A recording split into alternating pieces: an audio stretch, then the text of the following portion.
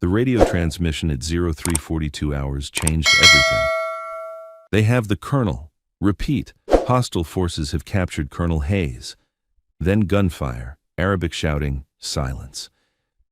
Captain Nora Hill stared at the dead radio, her mind calculating what everyone feared to say. The battalion commander had been taken by enemies who specialized in brutal executions filmed for propaganda. Standard response: assemble a rescue force, plan for hours, coordinate with command, by which time Hayes would be dead. Nora looked at the tactical map showing the hostile compound 15 kilometers away, thought about the colonel who'd mentored her for 3 years, grabbed her rifle and every magazine she owned, and walked out without asking permission.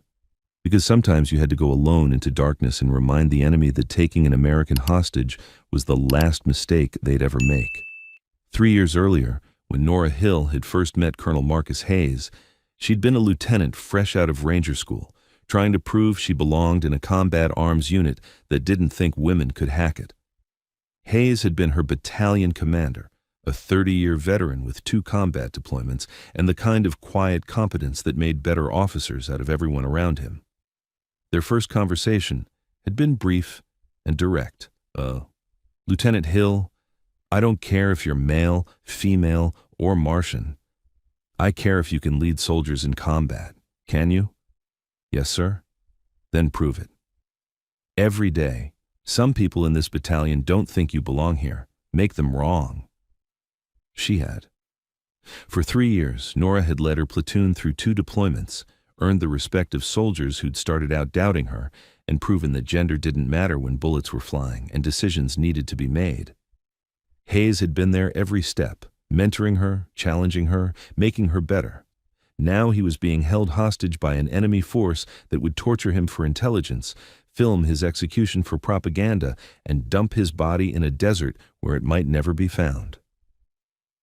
The secure facility in northern Syria was technically an observation post, a small American presence monitoring ISIS remnants and preventing their resurgence. In reality, it was a staging point for operations that officially didn't exist, run by people whose names appeared in classified files that even most generals couldn't access. Nora had been serving as the site's operations officer, coordinating intelligence gathering, managing assets, doing the kind of staff work that competent officers did between combat deployments. Hayes had flown in for a routine inspection, bringing his security detail and plans to spend 48 hours reviewing operations. The ambush had happened during his return convoy. Professional, coordinated, executed with the kind of precision that suggested someone had leaked the route and timing. The security detail had fought well. Nora had monitored the radio traffic, heard the controlled voices calling out contacts and coordinating fire. But they'd been outnumbered and outmaneuvered, and when the shooting stopped, Hayes was gone. The site commander, a major who specialized in intelligence analysis but had never led troops in direct combat, had immediately begun the standard hostage recovery protocol. Contact higher headquarters, assemble available forces, develop courses of action, request support from special operations units with hostage rescue expertise, all by the book, all necessary, all taking time that Hayes didn't have. Nora had studied the situation with the cold clarity that came from years of training. The enemy had taken Hayes to a compound in a village 15 kilometers northeast. Her intelligence network had identified the location within an hour of his capture. The compound was fortified, guarded by an estimated 20 fighters, surrounded by a population that was either sympathetic to the enemy or too terrified to provide information. A conventional rescue operation would require significant force, careful planning, and hours of preparation. By which time, Hayes would likely be dead, and his body would be on display in an ISIS propaganda video. The site commander had looked at the same intelligence and reached the obvious conclusion: we need to wait for special operations assets. This is beyond our capability. Nora had looked at the same intelligence and reached a different conclusion. 15 kilometers was close enough to reach before dawn. 20 fighters could be eliminated with proper planning and aggressive execution, and beyond our capability really meant beyond what conventional forces typically attempt. But Nora Hill hadn't spent 3 years earning a Ranger tab and proving herself in combat units just to sit in an operations center while someone she respected was tortured and killed. She'd left the command post at 0400 hours. Not officially, not with authorization, just grabbed her personal weapon, an M4 carbine that she'd customized over years of service, loaded 6 magazines with 210 rounds total, grabbed her night vision equipment and combat medical kit, and walked to the motor pool. The gate guard had started to question her. "Ma'am, I don't have you on the movement log." "Emergency supply run to Outpost Delta," Nora had lied smoothly. "Just got the call. I'll be back before morning formation." The guard had hesitated, then waved her through. Young enlisted soldiers didn't typically question captains who walked with purpose and spoke with confidence. That hesitation, that assumption that officers knew what they were doing, bought her the 10-minute head start she needed.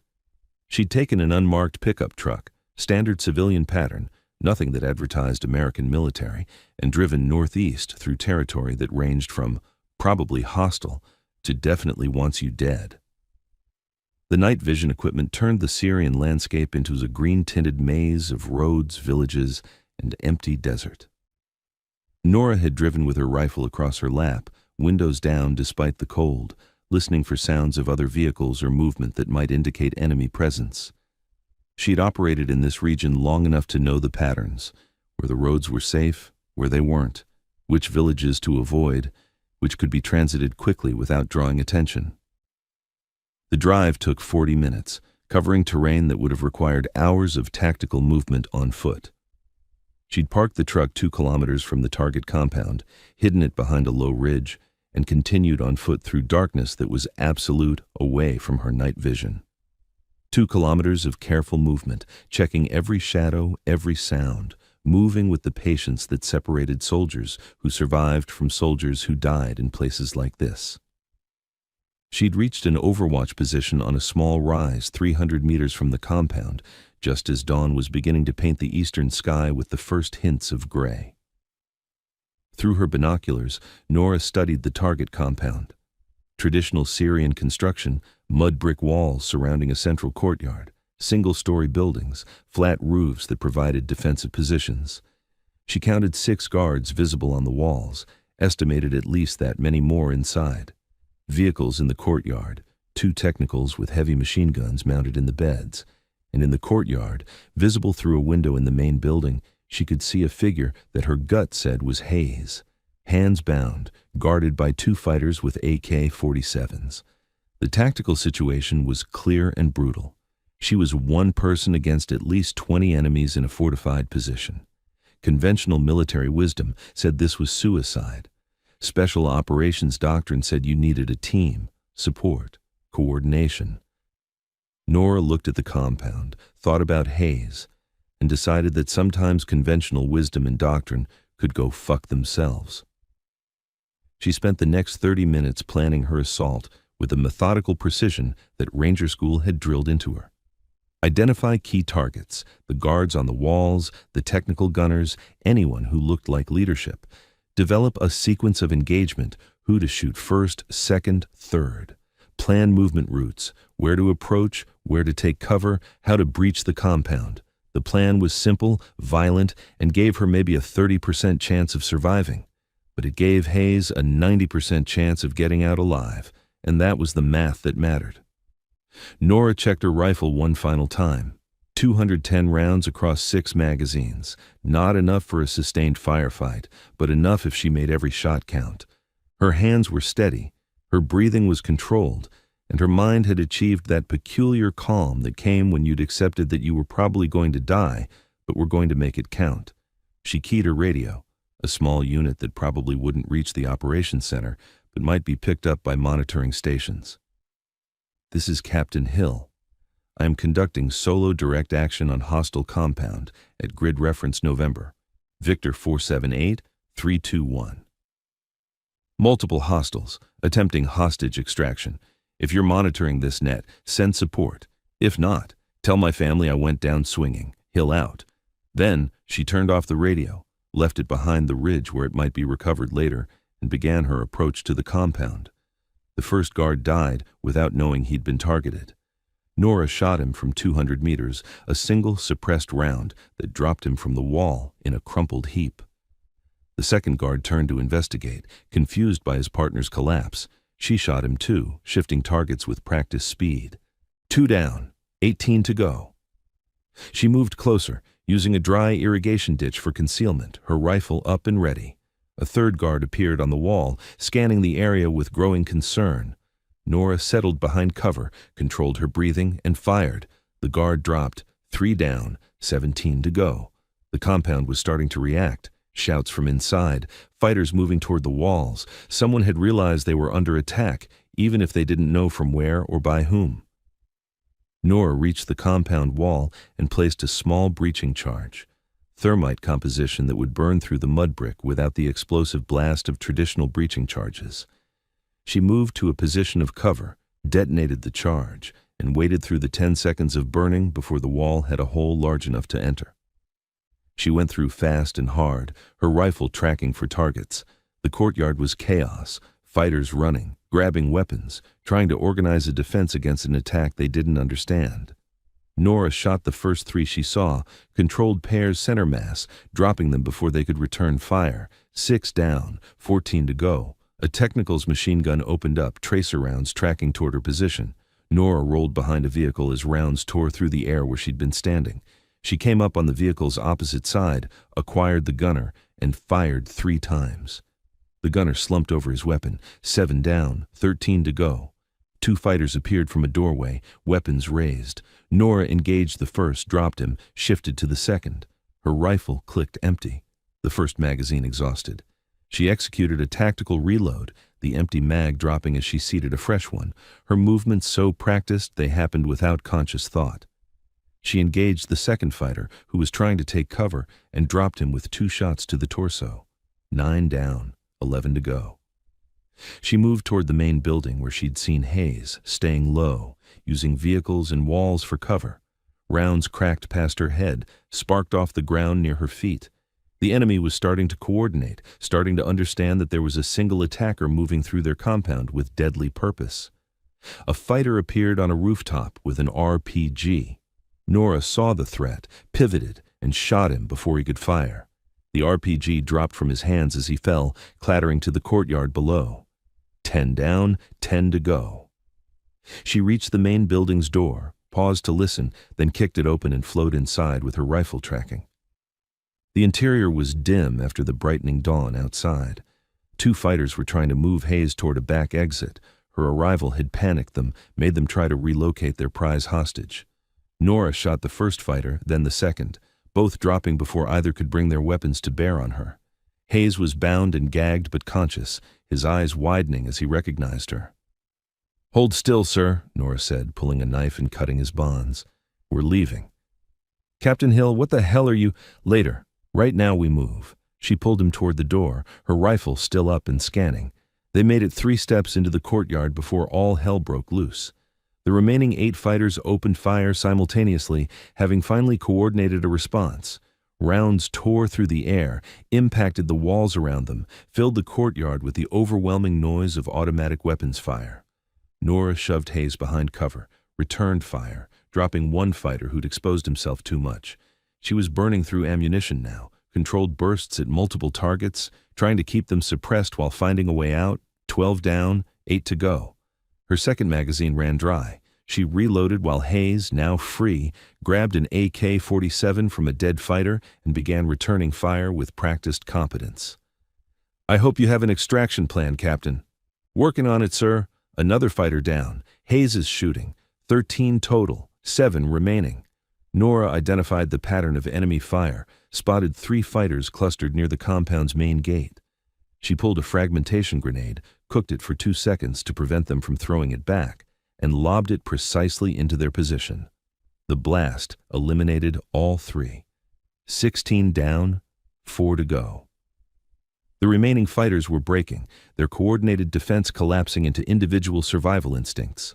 One tried to run for a vehicle. Nora shot him. Another attempted to surrender, hands up. She shot him too, because this wasn't about prisoners. This was about getting Hayes out alive, and she couldn't risk leaving active threats behind them. 18 down, 2 to go. The last two fighters had barricaded themselves in a guard shack, firing through windows with the desperate intensity of men who knew they were about to die.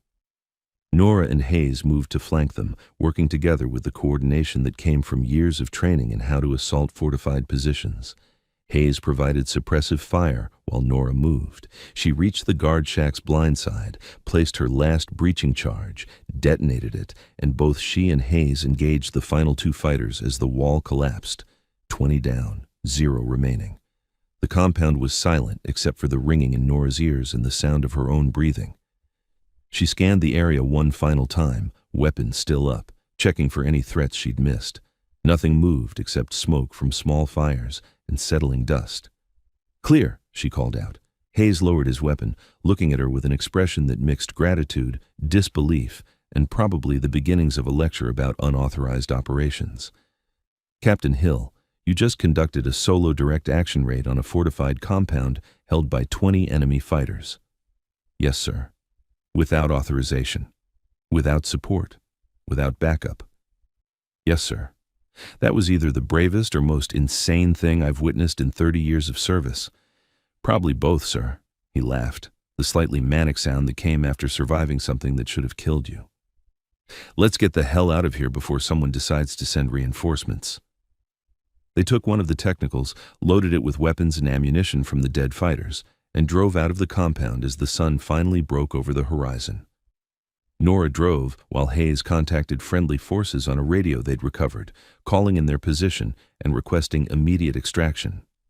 The pickup point was 10 kilometers away, at a crossroads where American air assets could provide cover.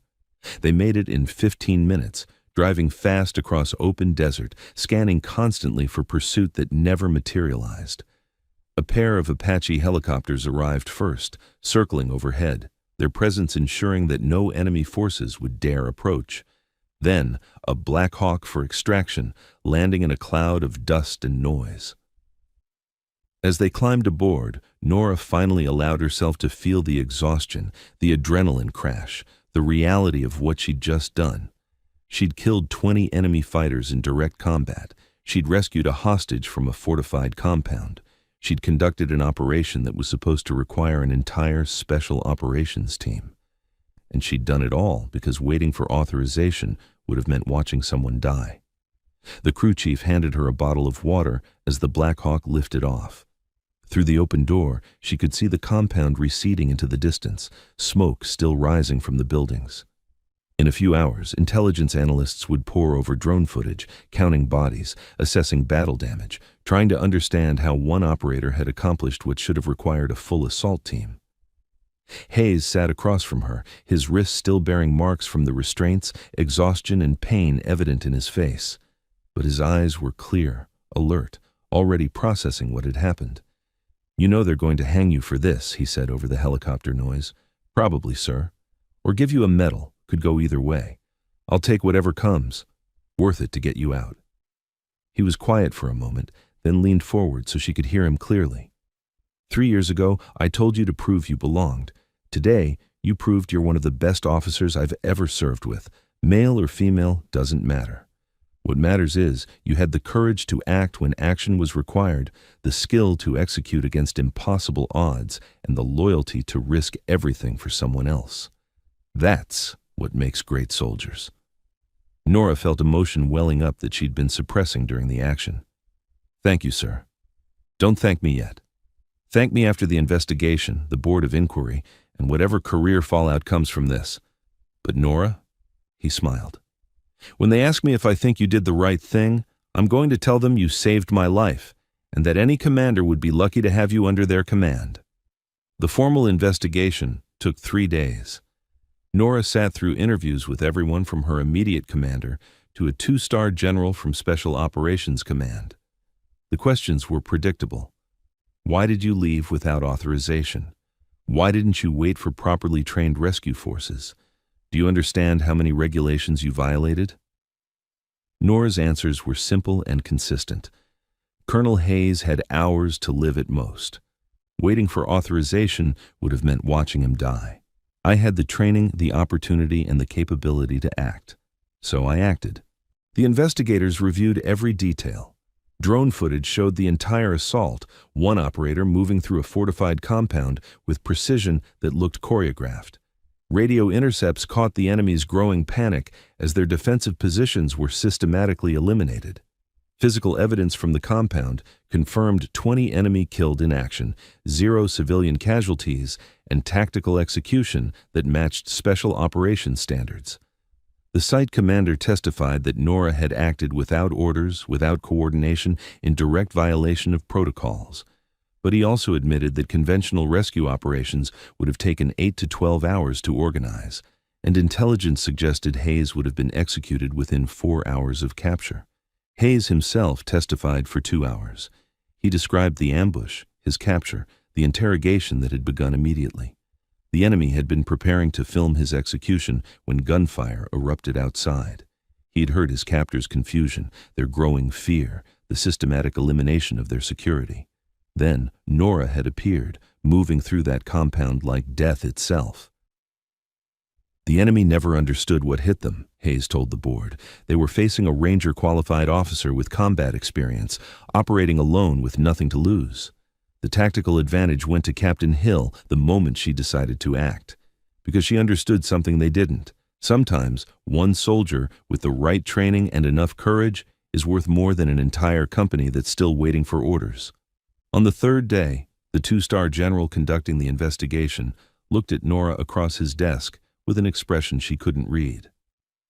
"Captain Hill, what you did was reckless, unauthorized, and violated about 40 different regulations regarding chain of command and operational approval." "Yes, sir." "It was also tactically brilliant, executed with exceptional skill, and resulted in the successful rescue of a senior officer with 0 friendly casualties and 20 confirmed enemy kills." He paused. "I should court-martial you." "Yes, sir. Instead, I'm promoting you to major and transferring you to Special Operations Command. Apparently, we need officers who can think independently and execute impossible missions. You've proven you can do both." "Sir, Don't thank me yet. Your new assignment is with a direct action unit that specializes in exactly this kind of operation. You wanted to prove you could operate at the highest levels? You just got your wish." "And Major Hill?" He leaned forward. "Next time you decide to conduct an unauthorized solo raid, at least leave a more detailed note about where you're going. My heart can't take finding out about these things after the fact." "Understood, sir." "Also, you're being awarded the Silver Star. Classified ceremony, minimal attendance, no press. Your citation will be heavily redacted for operational security, but the award is real, and it's deserved." 2 months later, Major Nora Hill stood in a classified facility receiving briefings on missions that officially didn't exist, working with operators whose names were redacted from official records. She'd proven that she belonged in a world that didn't like accepting women, had shown that gender didn't matter when the mission required courage and skill. The unit she joined was small, elite, composed of operators who'd all proven themselves in similar circumstances. During her first team meeting, the unit commander, a lieutenant colonel with 20 years in special operations, introduced her to the team. "This is Major Hill. Most of you have heard the story by now. She conducted a solo hostage rescue that resulted in 20 enemy killed in action and 1 rescued colonel with no friendly casualties. Some people are calling it the ballsiest operation they've seen in a decade. I call it exactly the kind of thinking we need in this unit." "Welcome aboard, Major." The operators studied her with the particular assessment that special operations soldiers gave to newcomers.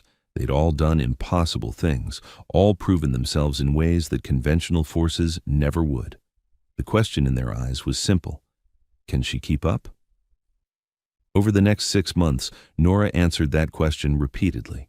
She ran missions in Syria, Iraq, Somalia, places where American forces officially weren't operating, doing things that officially never happened.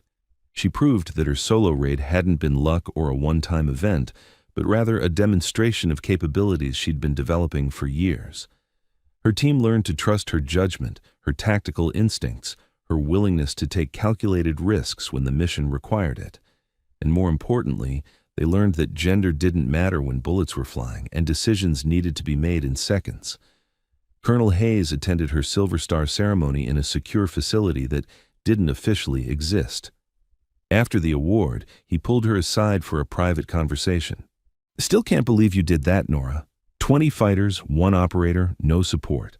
I've worked with Delta, with DevGru, with the best operators in the world.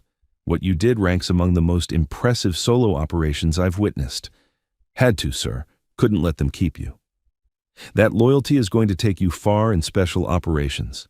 But Nora," he smiled, "try to get authorization next time before you start a one-woman war. The paperwork from your rescue is still circulating through command channels. I think it's going to be studied at staff colleges for the next 20 years as either the perfect example of initiative or the perfect example of what not to do." "Probably both, sir." "Definitely both." He handed her a small box. "The team wanted you to have this. Had it made specially." Inside was a challenge coin, the kind that special operations units created to mark significant events. On one side was an image of a fortified compound with flames and smoke. On the other side, 1 operator, 20 enemies, 0 fucks given, Syria 2024. Nora laughed, the first genuine laugh she'd had since the operation. "This is completely inappropriate, sir. That's why we made it. Keep it. Remember that sometimes the right action is the unauthorized action. Remember that courage isn't the absence of fear, it's acting despite fear. And remember that when everyone else said it couldn't be done, you proved them wrong." She kept that coin in her pocket during every operation after that. A reminder of the day she'd gone alone to extract a hostage, fought through 20 enemies, and proven that sometimes one soldier with the right skills and enough courage could accomplish what an entire army thought impossible. Years later, when Nora Hill retired as a full colonel with more classified commendations than most generals ever received, younger operators would ask her about that night in Syria, about the decision to go alone, about fighting through 20 enemies, about doing what everyone said was impossible. Her answer was always the same. "I didn't think about whether it was possible or impossible. I thought about a good man who needed help and whether I could provide it. Everything else was just execution." That philosophy, focusing on the mission rather than the obstacles, became her legacy in special operations. Officers learned to ask not, "Can this be done?" but "How can I make this happen?" The distinction seemed subtle, but it changed everything. Nora taught that lesson to dozens of young officers over her career. Some of them went on to conduct their own impossible operations, making decisions that looked insane on paper but made perfect sense when American lives were on the line. They called it pulling a hill, the act of going beyond authorization when the situation demanded immediate action. But the real lesson wasn't about breaking rules or conducting unauthorized operations. The real lesson was about understanding when the rule book became an obstacle to doing what was right, about having the moral courage to accept the consequences of your actions when those actions saved lives. On her final day in uniform, Nora stood before a room full of special operations officers, men and women who represented the future of American unconventional warfare. The ceremony was brief, as she'd requested. No long speeches, no elaborate presentations, just a simple recognition of 30 years of service. But before she left, she offered one final piece of advice to the assembled operators. "You'll face moments in your career where the authorized course of action conflicts with the right course of action. When that happens, you have to make a choice. You can follow the rules and live with the consequences of inaction. Or you can do what needs to be done and accept whatever punishment comes. I made my choice in Syria. I'd make the same choice again tomorrow, because at the end of the day, I can live with being reprimanded or court-martialed. What I can't live with is watching good people die because I was too afraid to act." The room was silent for a long moment. Then, one by one, every officer in attendance stood and saluted. Not because regulations required it, but because they understood the weight of what she'd said, because they knew that someday they might face the same impossible choice. Hayes was there, now a 2-star general, watching from the back of the room. After the ceremony, he approached her one final time. 30 years, Nora. From lieutenant to colonel. From proving you belong to teaching others what right looks like. I'm proud of what you've accomplished. Couldn't have done it without your mentorship, sir. Yes, you could have. You proved that the night you came to get me." He smiled. "But I like to think I helped along the way." What's next for you? Private sector? Teaching? Nora looked out the window at the operators conducting training exercises in the distance, young men and women learning the skills they'd need to survive in hostile territories, to make impossible decisions, to do what others couldn't. I'm going to teach, she said finally, not at a university or a private company. I'm going to work with a program that trains foreign military officers in counterterrorism operations, places like Colombia, Philippines, Jordan, countries that need help building their special operations capabilities. Someone needs to pass on the lessons we've learned. Might as well be me. Still can't sit still, can you? Hayes laughed. Still need to be in the fight, even if it's from a different angle. It's what we do, sir. We serve. The uniform changes, the mission changes, but the calling remains the same. They shook hands one final time, mentor and student, colonel and general, two operators who understood that service didn't end when you took off the uniform. It was a lifelong commitment to making the world safer, one mission at a time. The enemy had taken the commander hostage, planning to torture him, execute him, make an example of him. Then Nora Hill went alone to extract him. And 20 enemy fighters learned too late that taking an American officer captive was a death sentence delivered by a woman they never saw coming. One operator, one rifle, 20 enemies eliminated, one hostage extracted. The kind of math that made sense only when you understood that sometimes the right thing to do was exactly the thing you weren't authorized to do.